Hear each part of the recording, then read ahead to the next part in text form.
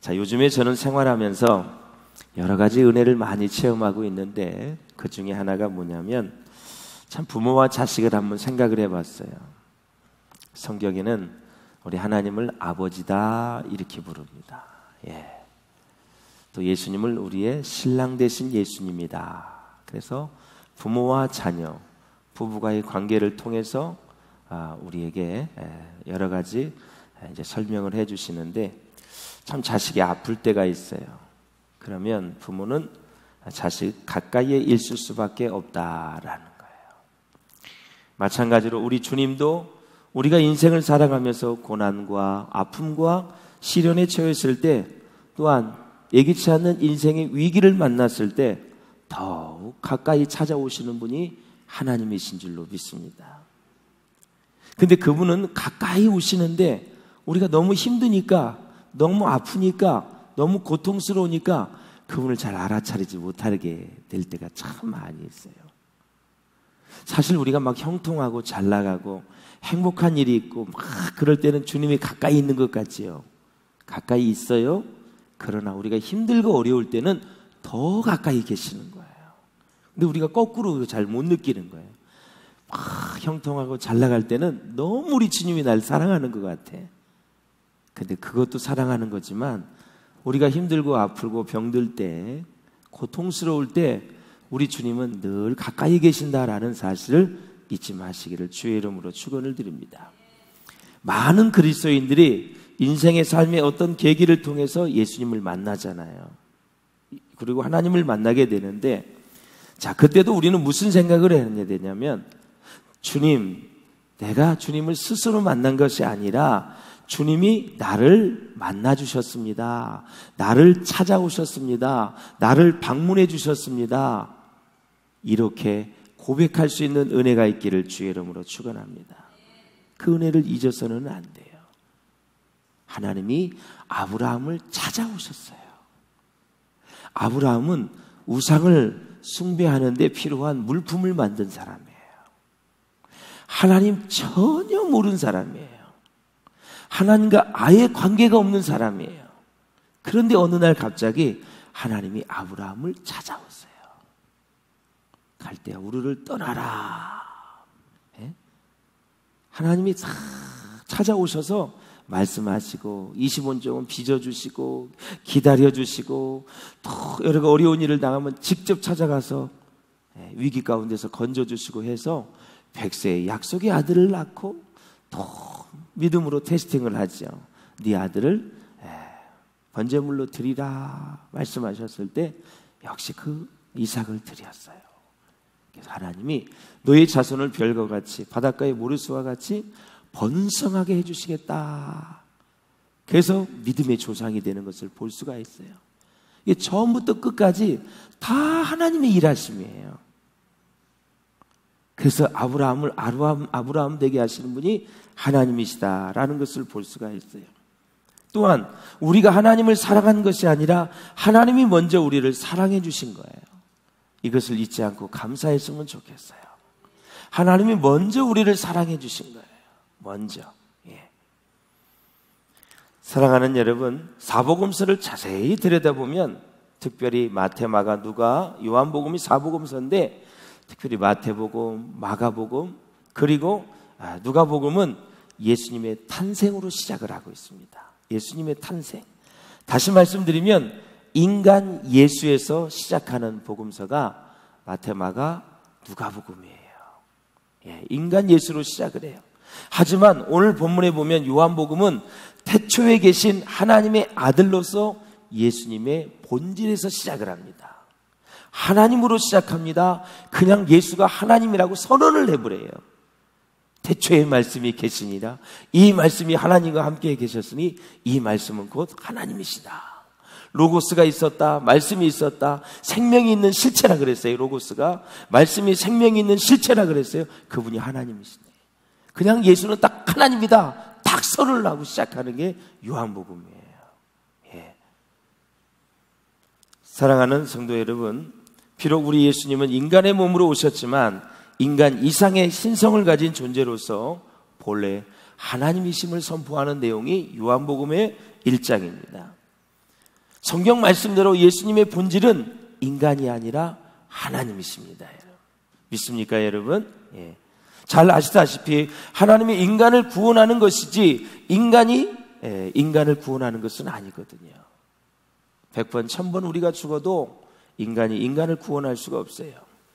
예수님은 남자의 씨로 태어난 것이 아니라, 탄생한 것이 아니라 성령으로 잉태여서 동정녀 마리아의 몸을 빌려서 탄생한 것입니다. 그래서 예수님이 성령의 잉태로 탄생하셔야 신성을 갖게 되시고 죄인인 우리 모든 인간을 구원하실 수 있다라는 것입니다. 그래서 요한복음은 한편의 아름다운 그리스도 찬양시인 서시로 시작을 합니다.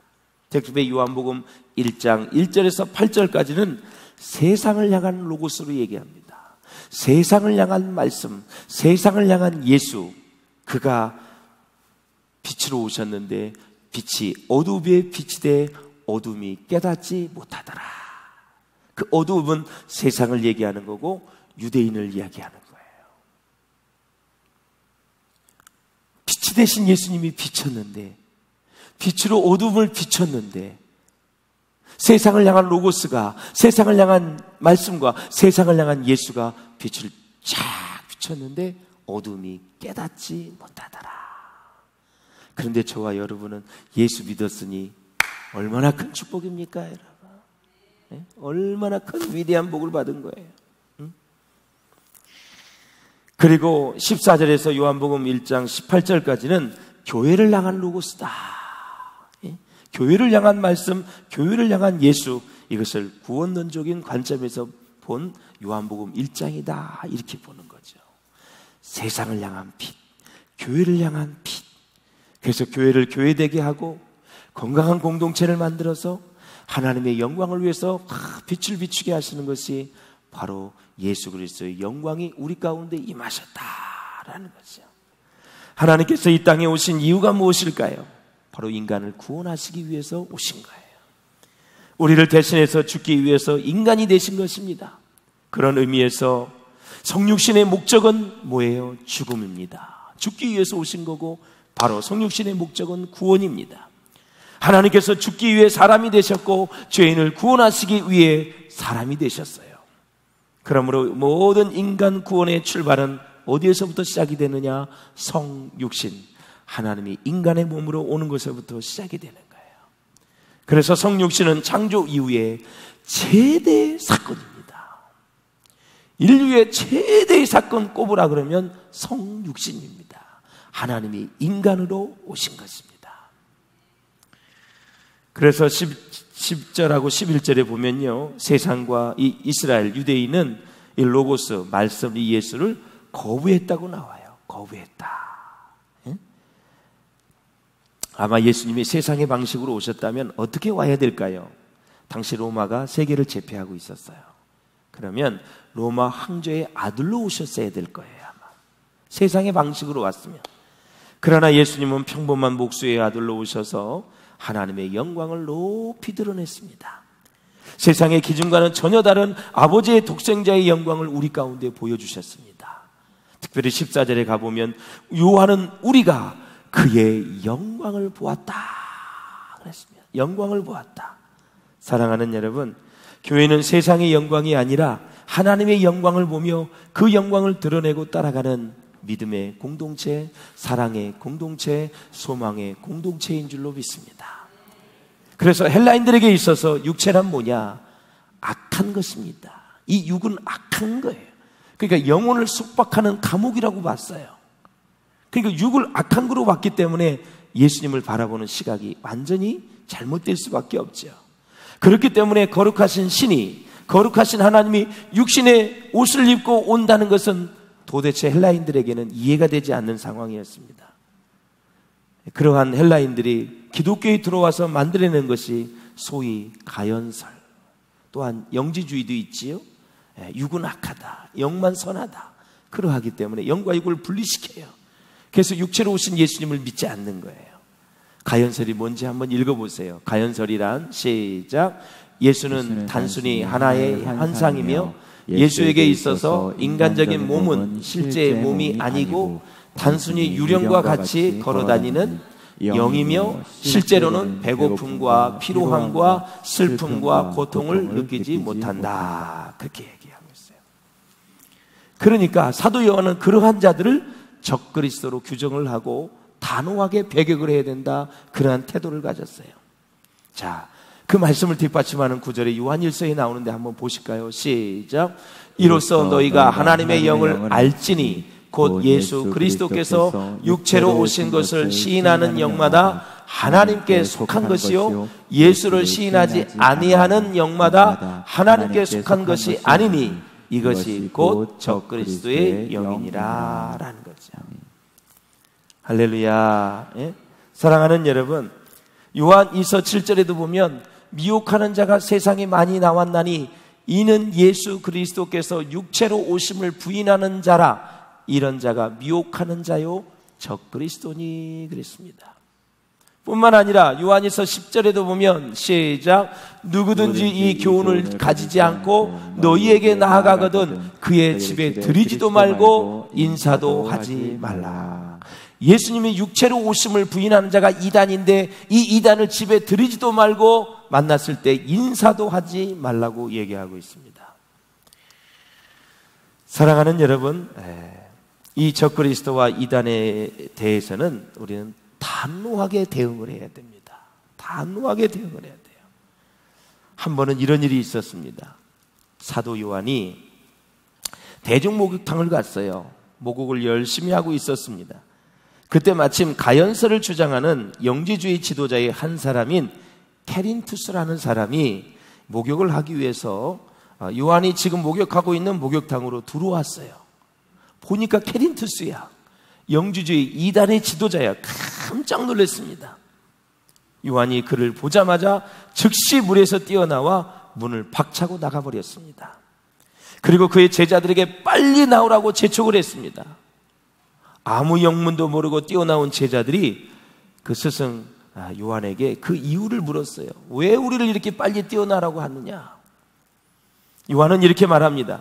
진리의 적인 케린투스가 저 안에 있으니 목욕탕이 무너질지도 모르니 빨리 이곳에서 도망가자고 했다는 것입니다. 사랑하는 여러분, 이렇게 초대교회 사도들과 성도들은 말씀이 육신이 되신 분이 바로 예수 그리스도라는 이 믿음에 이렇게 철저했어요. 그리고 진짜 예수님의 육신으로 오신 성육신의 진리에 대해서 금과 옥조처럼 아주 귀하게 여겼다라는 것이죠. 묻습니다. 예수님이 인간의 몸으로 오신 것을 믿으십니까? 인간의 몸으로 오셨지만 예수님이 하나님이신 걸 믿으십니까? 그가 우리의 죄를 위해 죽어주신 걸 믿으십니까? 3일 만에 부활하신 것을 믿으십니까? 다시 오실 예수님을 믿으십니까? 2000년 전에 오신 분은 구원의 주로 오셨지만 다시 이 땅에 오실 주님은 심판의 주님으로 오실 것을 믿으십니까? 예수님이 천군 천사와 나팔 소리와 함께 구름을 타고 이 땅에 오실 것을 믿으십니까?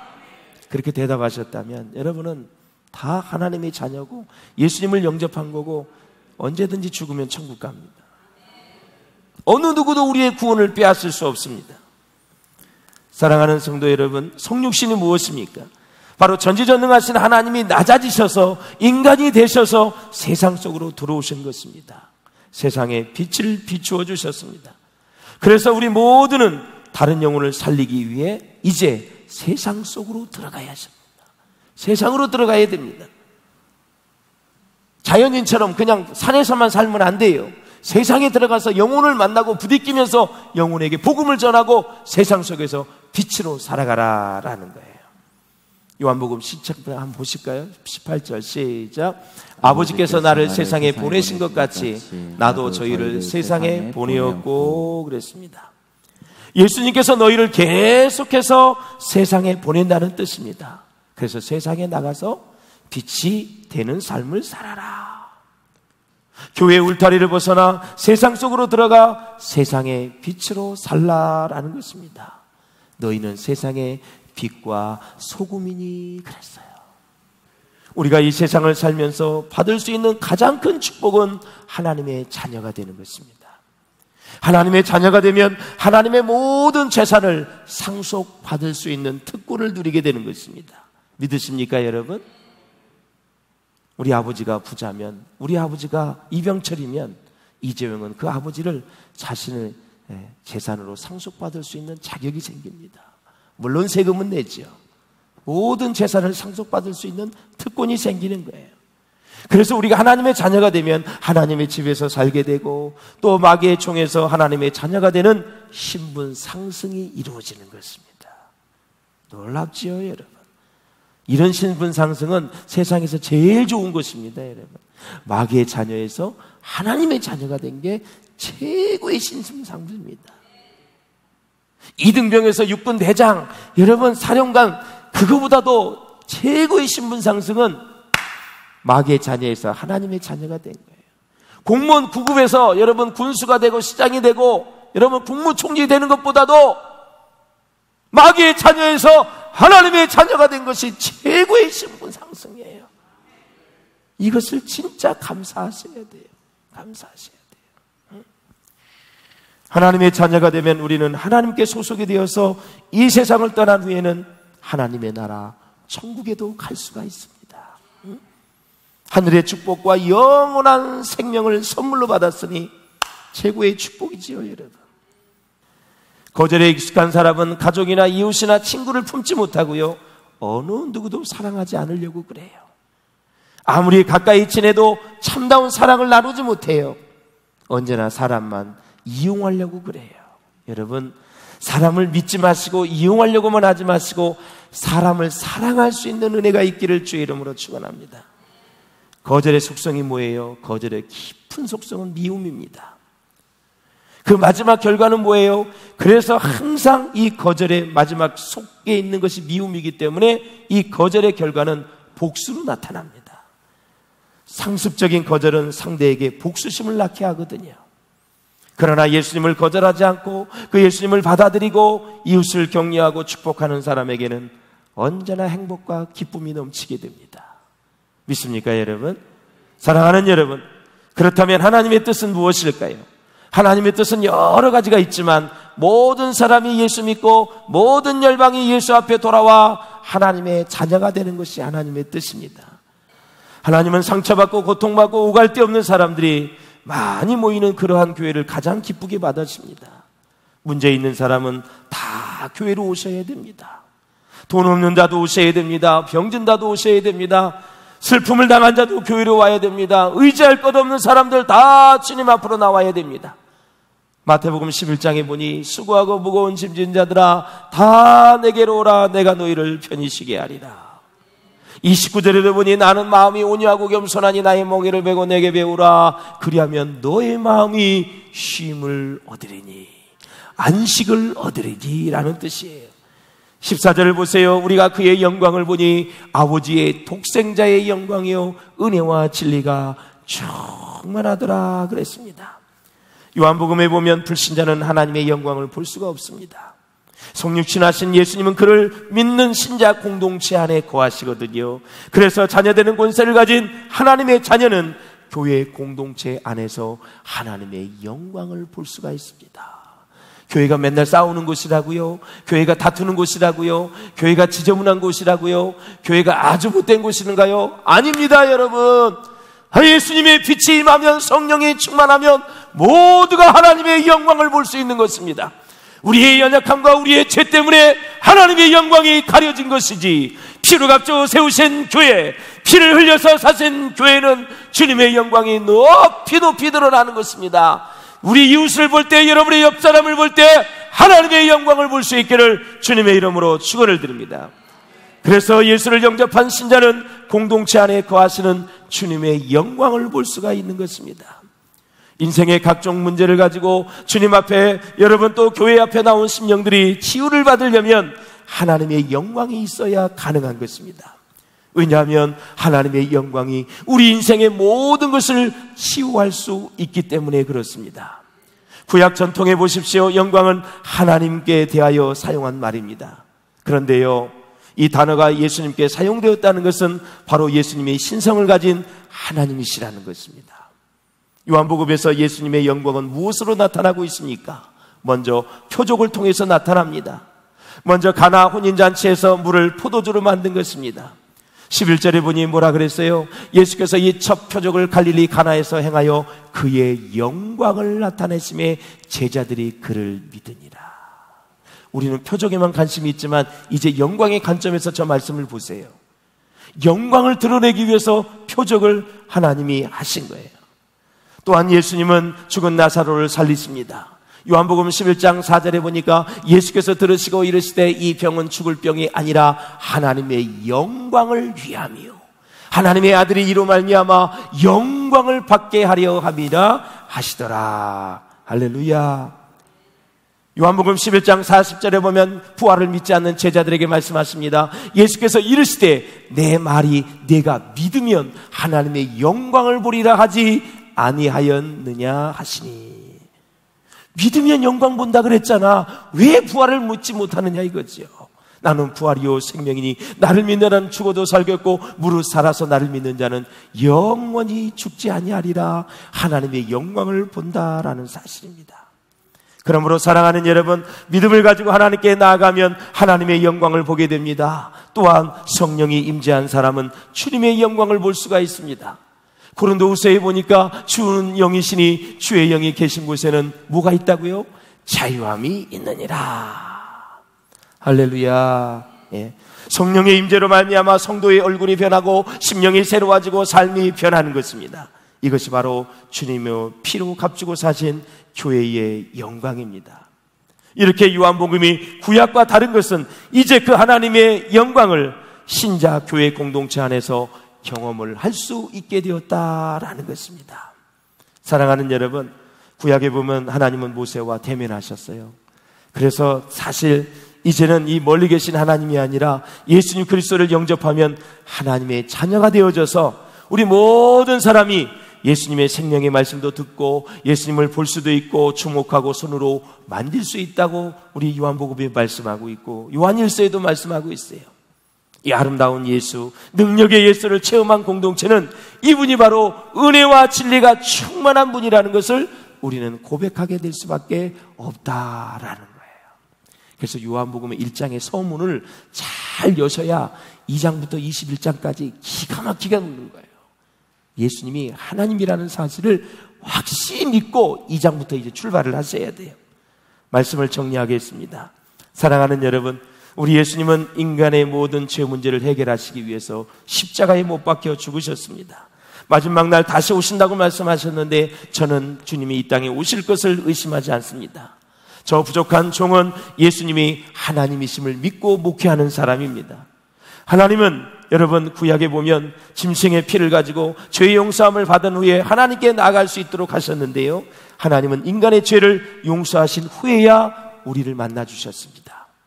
성막은 인간이 하나님을 만나 죄의 용서를 빌었던 곳입니다. 그곳에서 인간의 희망과 용기를 얻었던 곳이지요. 이제 신약에 오면 예수님의 육신의 옷을 입고 오신 예수, 친히 성막이 되십니다. 누구든지 예수 믿으면 그 사람 안에 하나님이 거하게 되시는 것입니다. 인간의 얼굴을 보세요. 죄인의 얼굴을 보세요. 근심과 걱정, 슬픔, 그늘이 있어요. 고독이 있어요. 아픔이 있어요. 그러나 영광의 예수님의 얼굴을 보십시오. 예수님을 바라볼 때 치유와 회복과 소망이 있는 줄로 믿습니다. 많은 교회들이 시끄러우니까 교회는 시끄러운 곳이라고. 아닙니다. 하나님의 영광을 보는 교회입니다. 우리 비전교회는 반드시 그렇게 될 것이고 그 영광을 보게 될 것이고 수많은 영혼들이 주님 앞에 나와 주의 구원의 역사를 보게 될 것입니다. 주님의 비전을 볼 것입니다. 하나님의 일하심을 볼 것입니다. 하나님의 역사하심을 볼 것입니다. 치유와 회복의 역사가 불같이 일어나게 될 것입니다. 그 교회에 여러분들이 주인공이 될 수 있기를 주님의 이름으로 축원합니다.